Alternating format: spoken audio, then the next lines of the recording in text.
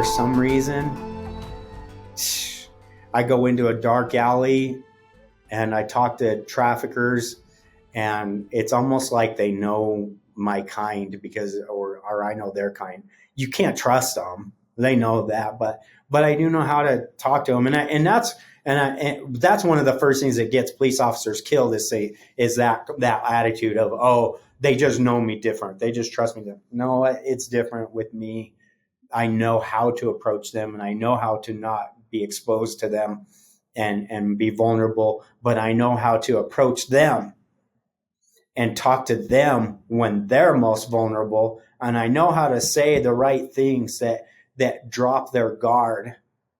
You got to give me, I mean, I know you don't want to go there, but you got to give me an example of what you mean by that. Okay. There's a guy who is a repentant trafficker, and he helped me get a lot of information about how to do this work in the United States in a way that nobody else can, because he trusted me. He knew kind of where I came from, my background, and he is a person trying to reclaim his salvation.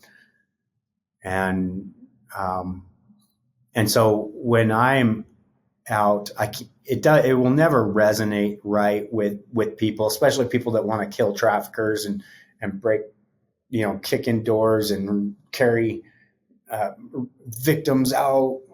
Like it doesn't work that way. In fact, almost every single one of the girls or boys that I helped get out of there, they had a love for their trafficker that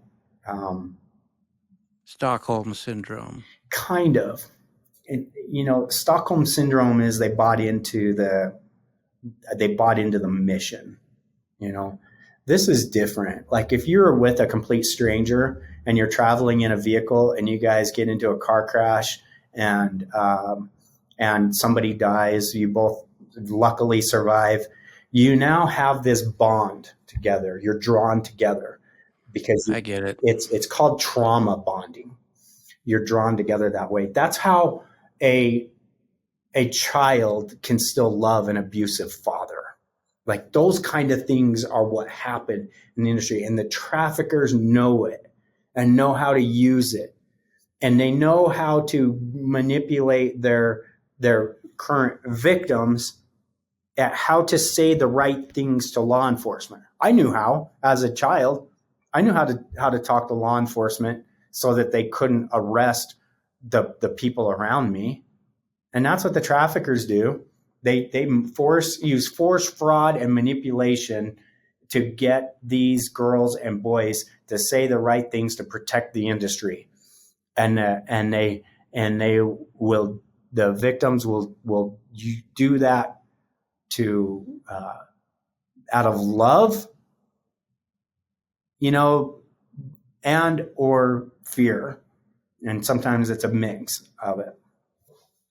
Man, what's fascinating about what you're saying, I mean, there was a theme that you were touching on a minute ago, and it was almost as if these are some of the most evil people on the planet as far as trafficking and as far as the kind of an industry that they've gotten involved in. And yet there's a voice inside your head that wants to remind you that this evil soul is also a child of God. Holy cow. Okay, you ready for this? Yeah. I once was deep into an African village, taking the orphan slaves from a slave master.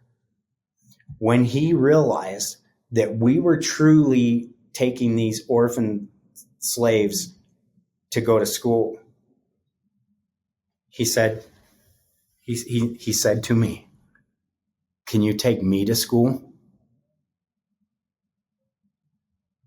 This guy was a slave when he was a child and wanted a way out, and he ended up becoming a slave master himself. but he was still looking. There was something inside him that was still looking for the light. Right. However, he was a slave master. Children were dying under his reign and stuff like that. And if I caught him in the act of harming a child, Lord help me, but I would eliminate the threat